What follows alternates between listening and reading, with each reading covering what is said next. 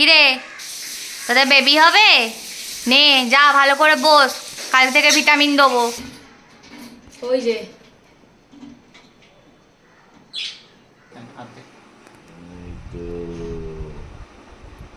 তুই সোজা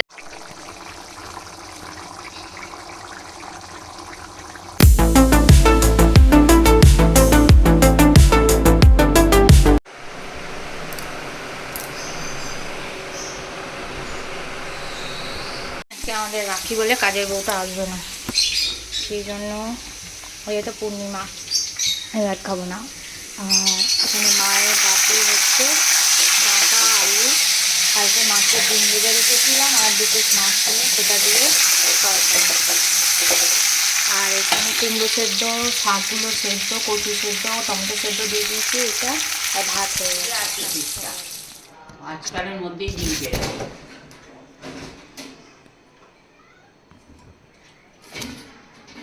ওই যে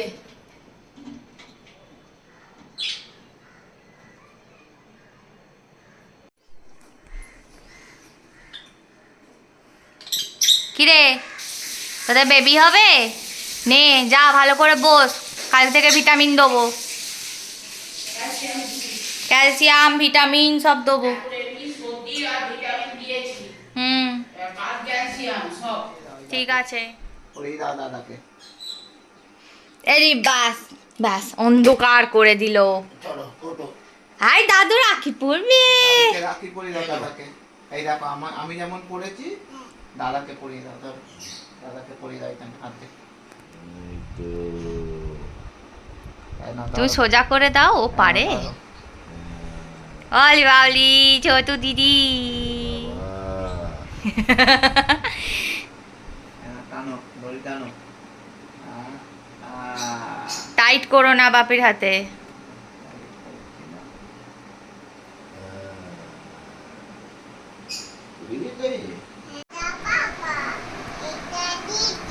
কোথায় দিদি দেখছিস তুই?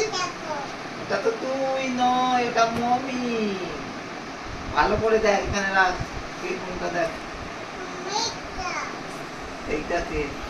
পড়াশোনা না করে এই সব করছে এখন, বিরক্তিকর বিয়ের ছবিগুলোকে দেখছে। এখন সন্ধ্যা হয়ে গেছে, আমি বসে আছি, মেয়েটাকে একটু এ লেখালাম ডট ডট ডট ডট দিয়ে, এ লিখিয়ে এখন বাবার সাথে গেছে দোকানে। আর ওই সবাই দেখছি আজকাল ফেসবুকে, মানে ফেসবুক বলো নিউজ চ্যানেল বলো, সবসময় না অপেক্ষা করে থাকে। হয়তো আমি সত্যি কথা বলতে বাইরে বেরোই না, হয়তো যাচ্ছি না, সবাই প্রতিবাদের জন্য অনেকে মিছিলে যাচ্ছে। সেদিনকে যেমন আমাদের শ্যামাশ্রী যে খুব পোস্ট অফিস আছে, তো ওখান থেকে মিছিল বেরিয়েছিল হাওড়া এই শরৎ সদন পর্যন্ত। আজকে যেমন আছে তোমার হচ্ছে কোথায় একটা দিলাম, মন্দিরতলা বাস স্টপের ওখানে আছে, কোথাও আছে পাওয়ার হাউসের ওখানে। তো আমি হয়তো অত বেরোতে পারবো না, মানে বেরোতে পারছি না, কারণ বেরোই না সেই জন্য, হয়তো কোনো কিছু কারণে। তো তা বলে এখানে আমি সবসময় ওই জন্য দেখি যে খবর ফোনে নিউজ চ্যানেল চালিয়ে দেখি যে কোনো যদি কিছু নতুন তথ্য পাওয়া যায় যে তার কি হলো না হলো। যেমন সেদিনকে দেখছিলাম যে 19 জনকে নাকি ধরেছে, তার মধ্যে একজন নাকি পলাতক আছে। তো তাদের কী নাম আমি মানে বলতেও চাই না, ভুলেও গেছি হয়তো, তো সেই কারণে।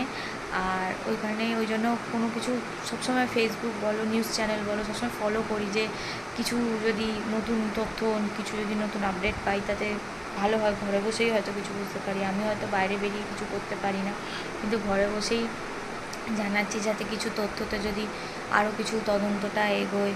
তো সেই হিসেবেই মানে সারাক্ষণ mobile, Facebook, YouTube, news channel, TV, in fact আমাদের বাড়িতেও চলে। তো সারাক্ষণ কিছু না কিছু চলে, আমরা ফোন খুব ফলো করছি এখন দেখার জন্য। আগে আমি সত্যিকারে বলতে নিউজ অতটা দেখতাম না, কিন্তু যবে থেকে এই ঘটনাটা ঘটেছে তারপর থেকে নিউজ চ্যানেলটা একটু বেশিই দেখি। কারণ সব বলছে না যে মেয়েরা যারা নাইট ডিউটি করে তারা একটু অ্যাভয়েড করুক। কেন আমরা না, মানে যারা জব করে আমরা, মানে কেন যারা জব করে, আমি তো করি না, তো যারা জব করে তারা যাদের নাইট ডিউটি থাকে তারা কেন নাইট ডিউটিটাকে অ্যাভয়েড করবে, কেন তারা রাতে সেফলি বেরোতে পারবে না। তো এটাই হচ্ছে ব্যাপার। ছেলেরা তো বেরোয়, তাহলে মেয়েদের ক্ষেত্রে এতটা কেন রাত্রি 9টা বেজে গেলে মেয়েদেরকে বলবে বাবা 9টা বেজে গেছে এখনও বাড়ি আসেনি, এই আসেনি। মানে তারা যদি একটু লেট করে, মানে তাদের চরিত্র তুলে কথা, কারোর সাথে কথা বললে বলবো ওই তো তার সাথে কথা বলছে মানে তার সাথে এ করে ফেলছে। তো এরকম মেন্টালিটিগুলো এখনও মানুষের মধ্যে আছে, তো এটা বদলায়নি। তো এটা এবার বদলানো একটু দরকার, কারণ এদিকে বলে যে মেয়ে আর ছেলে সমান, মেয়ে আর ছেলে সমান, কোথায় সমান? তারা তো কেউ বলছে না যে মেয়ে আর ছেলে সমান। এটা আমার মনে হয়, তো অন্য কারোর নাও মনে হতে পারে। আমি হয়তো অত কথা গুছিয়ে বলতে পারি না সবার মতো, যে একদম স্ক্রিপ্টের মতো গুছিয়ে বলতে পারে। তো আমার মনে হয় যখন সবাই বলছে এখনকার মেয়ে আর ছেলে সমান, তাহলে সেই তফাৎটা এখনও কেন রয়েছে? কেন মেয়েরা রাতে এখনও সেফলি বেরোতে পারবে না? কেন তারা মানে ভয় বেরোবে? আর কেন তারা কারোর সাথে কথা বললে কারোর সাথে কথা বলা যাবে না, এর সাথে কথা বলা যাবে না, মেপে বলতে হবে, মেয়েরা কোথাও যেতে পারবে না, রাতে বেরোতে পারবে না, 10বার ভাবতে হবে যে না আমরা মেয়ে আমরা বেরোতে পারবো না? কেন? এটা কেন? ছেলেরা তো একবারও ভাবে না। আর ছেলেদেরকে দয়া করে ভালো করে শিক্ষা দিন, যাদের মেয়েদেরকে রেসপেক্ট করে। অন্তত সে যেই বলুন, বাড়িতেও তো মা বোন আছে, তাদেরকেও রেসপেক্ট করছে, বাইরের মেয়েকে কেন রেসপেক্ট করছেন? নিজের বোনকেও রেসপেক্ট যেমন করবেন, অপরের বোনকেও রেসপেক্ট করাটা খুব দরকার। এটা আমার মনে হয়। আমি বারবার বলছি আমি গুছিয়ে কথা বলতে পারি না, আমার যেটা মনে হয়েছে সেটাই আমি বলেছি।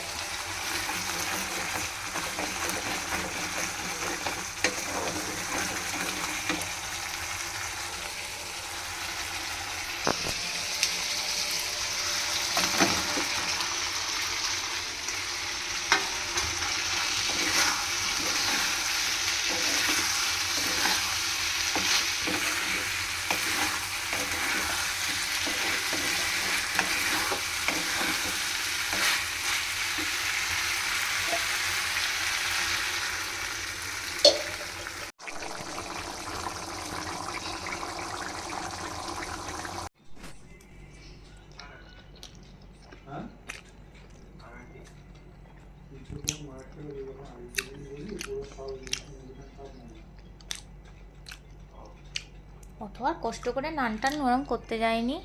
তবে এই মিক্স ভেজটা না আজকে দেখাচ্ছিল সত্যিকারের ওই অতনুর রান্নাঘরে দেখাচ্ছিল, একদম সিম্পল, কোনো পেঁয়াজ টিয়াজ ছাড়া একদম। ওই জন্যই করলাম দেখে। আমি খালি কাঁচা লঙ্কাটা ছিল না বলে মরিচ দিয়েছি। মেয়ের খাওয়া দাওয়া হয়ে গেছে। আজকে আমি ওই নরম আসলে মেন কথা হচ্ছে আমি আজকে ইউটিউবে অতনুর রান্নাঘর দেখছিলাম। তো ওনাকে আমি খুব ফলো করি, ওনার মানে সমস্ত ঘরোয়া পদ্ধতিতে যে রান্নাগুলো হয় ওগুলো বেশ ভালো লাগে। মানে ঘরেরই মশলা আছে অথচ সব ভালো মতো রান্না হচ্ছে। তো সেইটা দেখে ওই আলু কুলচা দেখিয়েছিল আর মিক্স ভেজ। তো আমি আলু কুলচাটা করতে পারিনি, তো আমি মেখেছিলাম ওই রকমই, বাট আমি নর্মালভাবে করেছিলাম, এমনি জাস্ট পরোটা মতো করে দিয়েছি। আমি আর কুলচা করতে পারিনি, সত্যি কথাই বলছি। আর মিক্স ভেজটা করেছিলাম, কাজু পোস্ত চারমগজটা খালি আমার কাছে ছিল না বলে দিইনি, তার বদলে আমি ফ্রেশ ক্রিম দিয়েছিলাম লাস্টে। তো ওই দিয়েই আমি একটুখানি কপি ছিল না মানে ফুলকপি, তো আমি তার জায়গায় গাজর বিনস আলু তারপর পনির এগুলো দিয়েই করেছিলাম। তো এই হচ্ছে, ওরা সব খেয়ে নিয়েছে। আর পকোড়া একটু মাংস ছিল, তো সবাইকে দিয়ে দিয়েছে, আজকে পূর্ণিমা বলে আমি খাবো না। তো এই হচ্ছে ব্যাপার। আর হয়ে গেছে। ওনার কাছে রান্নাগুলো আমার ভালো লাগে। মেয়ে এখানে রুটি মিষ্টি খেয়ে শুয়ে পড়েছে, কাল থেকে স্কুল আছে যাবে। আর চলো, তো এবার আমি এখন বসে মেয়েটাকে ঘুম পাড়াই, তারপর খেয়ে দিয়ে শুয়ে